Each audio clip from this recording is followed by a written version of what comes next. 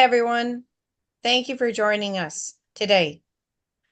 I have a very special guest with me, Abby and Banjo. Hello, everyone. Would you like to tell us a little bit about yourself and Banjo? Sure. I'm from Melbourne, Australia. This is my horse, Banjo. He's a Clyde Cross, 19 years old. I've had him since 2018. Yeah, he's my special horse. He taught me a lot. We grew together and we encouraging each other every day. Perfect. Thank you. And would you be okay with telling us about your journey that you've taken? Sure. So, well, from the writing point of view, I started writing when I was 9 or 10 years old. Had horses, training, like riding different horses until I finished high school. Then life happened. I went to uni, I got married, had kids. So I took some break from the writing part. Then when my son was a bit older, he wanted to ride, so we bought another horse, a thoroughbred horse that so he can learn how to ride. Everything was pretty chill. My journey mainly started when I actually found Banjo. I was riding him for a friend initially before I got him or owned him, and he showed me something different, which I couldn't really pinpoint what was the difference, and I started to explore.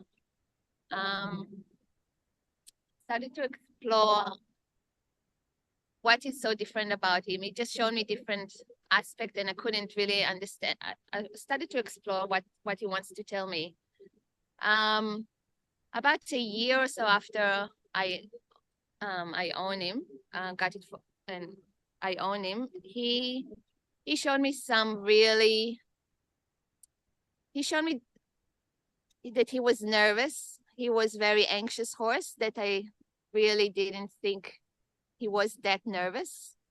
And by slowing down, I found that he had some traumas. He had fear from people. He had fear from riding. He had a lot of steps that he didn't understand. So that got me into searching and learning about trauma in general and how I can help my horse to overcome that traumatic events, which actually led me to explore more about myself as I started to feel more anxious, sometimes fearful,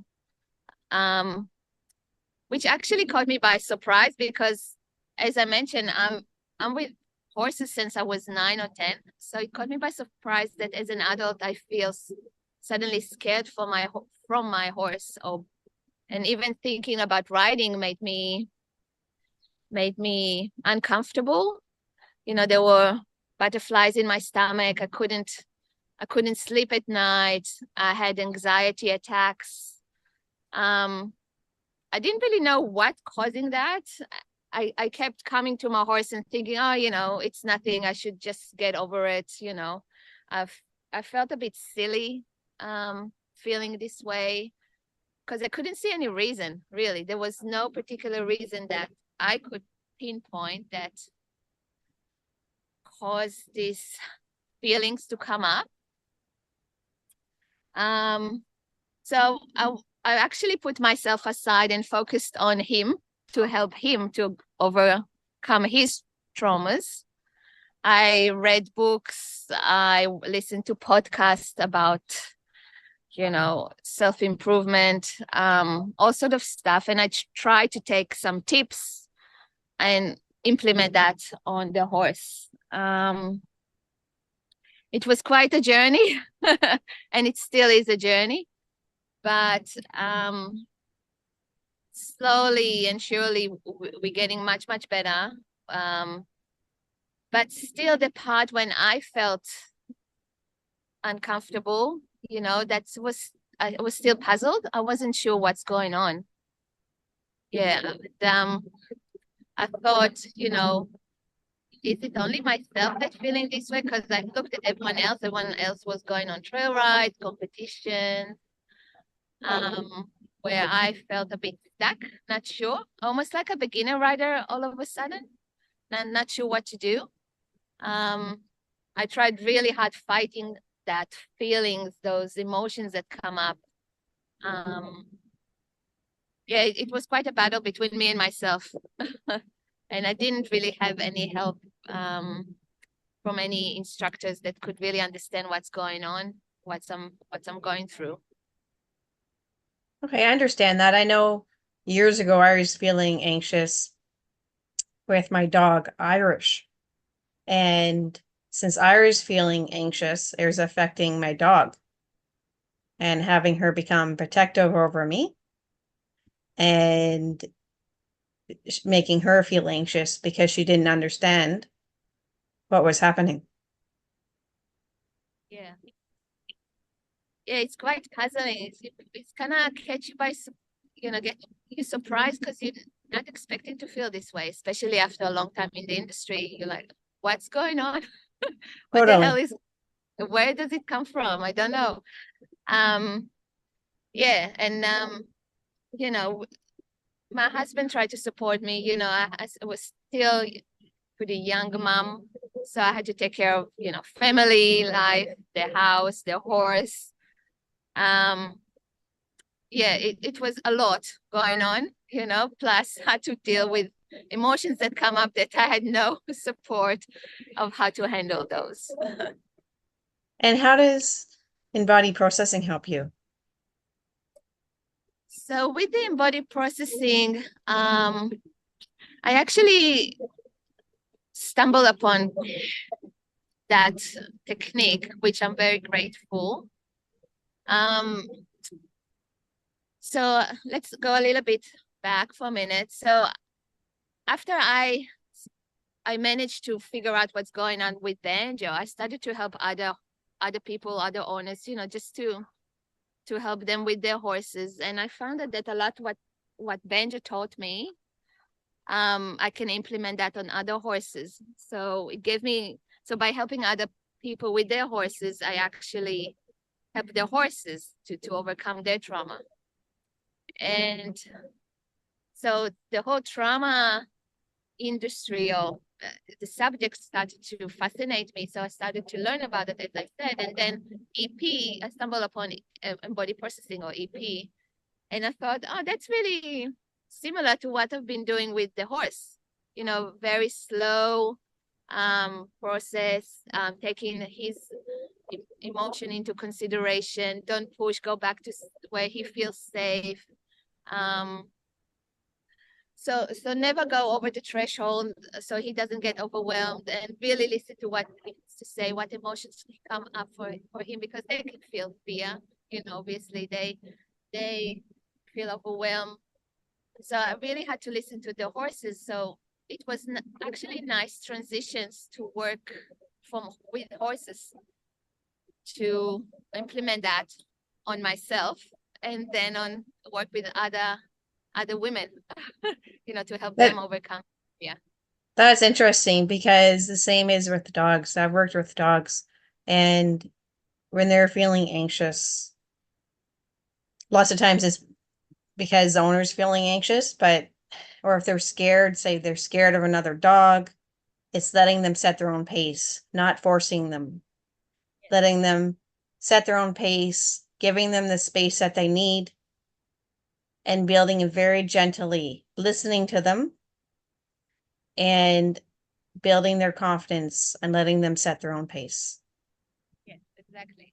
So by slowing down, we it's not about us, it's about, helping them, or, either it's an animal or a human, doesn't matter. It has to be slowed down, and to the point when they feel comfortable, not where we feel comfortable.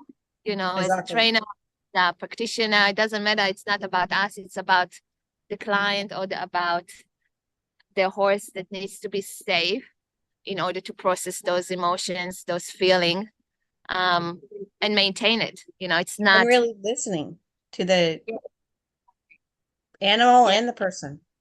exactly, yeah. And with animals, it's fascinating, as you know, because they don't talk. So you have to pay attention to the body language. You know, every little detail counts. They try to tell you something. And with humans as well, you know, when you really pay attention to facial expression, the tone, it can really tell you how the person feels or how the animal feels in that particular moment, which is so important. Yes, that's exactly with dogs as well. That's really interesting. Thank you so much for sharing. Yes, of course. So with the EP process, when I started to practice after I've done the theory, I started practice with other students. And what I found out, I was actually had trauma from when I was a teenager. Nothing that, you know, it's not falling off the horse or anything like that caused the trauma, but it's actually from the environment I grew up in. It was very hectic, unsafe environment, and it's obviously as a child you can't control the environment. It's where you are, and the horse has always been my safe place to go and, you know, try to go away from the world and just be nice and quiet. But I found out that I had a lot of energy that wanted to run from that place, wanted to avoid, wanted to escape. And that came up as in later, obviously as an adult, as a lot of anxiety inside of me because I hadn't completed that cycle when I was a teenager. So once I understood that, it really made sense because with the horses, you know, they bring up emotions in you that you couldn't expect. You know, the horse will bring up something if you haven't processed it correctly. So any traumas will come up. So for me, I felt once I figure out that I had those feelings that I had to run, you know, that and I managed to complete that cycle. That makes sense. The body felt at ease again. The body felt safe again. So when the horse showed me some anxiety or when he wanted to run for whatever reason, I allowed that to happen. So he can complete that cycle again. Otherwise, the emotions and all the energy just it's the body just keep holding to those energies. So it's so important to let that energy come out in a safe way, Process your obviously, emotions. and process it correctly and with healthy boundaries. But once I figure where it came from and learn how to process it in a healthy way, my body just felt more in control in a good way. You know, I don't need to control the horse to control myself. You know, I don't need. I felt that I can let go and let him do his part, and I can do my part, and together we can have a good partnership. Yeah, so that was really beautiful, really understanding that I can let go but still feel safe. You know, because it's a big thing to let go of controlling the horse when the horse is a big animal that basically can do what he wants. But when we learn to let go and trust ourselves, you know, and be comfortable with our body, the relationship just changes and it's just beautiful to see. I am loving talking to you, and I find you so interesting. You're totally resonating with me because, yes, like dogs have always been my safe place since forever. And it's very much true. Whatever trauma you are holding in your body will impact your dog, will impact your horse, and I'm sure other animals as well. And embodied processing has personally helped me. It makes me feel calmer and just more still. Exactly. Yeah.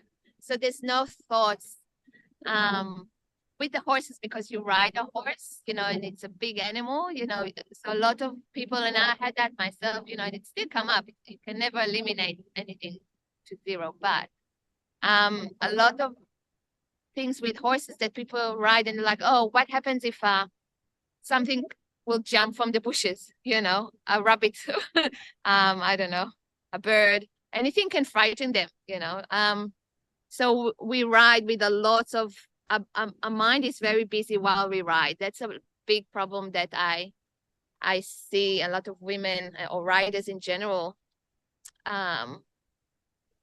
deal with, because you ride and you always the what if scenarios. What if it jumps on the side?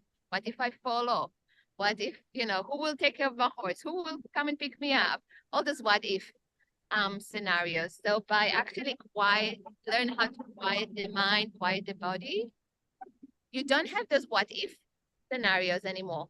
And you ride much more in a present moment, and you feel the horse, you feel your body in the saddle, which is completely different riding experience. You're much more, as I said, present and still, and you And in tune. enjoy experience, yes, and tune to the horse, to your body, where he feels tense, if there's tension in him, I can help him sort that out. If there's tension in me, I'm aware of that I can, process that correctly, give myself time and allow myself to go over that tension and release.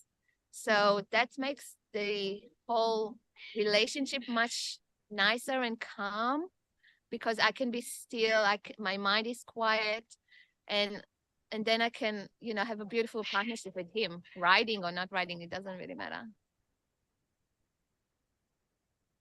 Thank you so much. And what advice do you have for our viewers? I just wanted to point out that that when I felt those emotions and the panic attacks, I felt that I'm the only one. And I just wanted to point out to anyone that, have similar emotions or fears, that you're really not the only one that feel this way. I see a lot of riders that, been around horses all their lives and still struggle with anxiety or fear or self-doubt. So yeah, if you need any help, just reach out, talk to someone. Don't isolate yourself.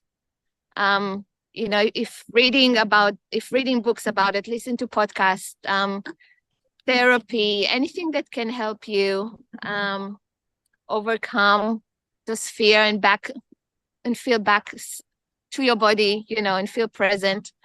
It will completely change your life. So please don't feel that you're the only one that feel this way. A lot of people feel this way, and it's okay. We can work through it. There's definitely light at the end of the tunnel, so to speak. Yeah, you don't have to suffer. It doesn't have to be this way. That's what I want to say. It doesn't really have to be this way. It can be much nicer journey with your horse. And yeah, I hope you take that first step. If you need help, take the first step to get help. Thank you both so much for joining us today. You're a very special guest. Thank you.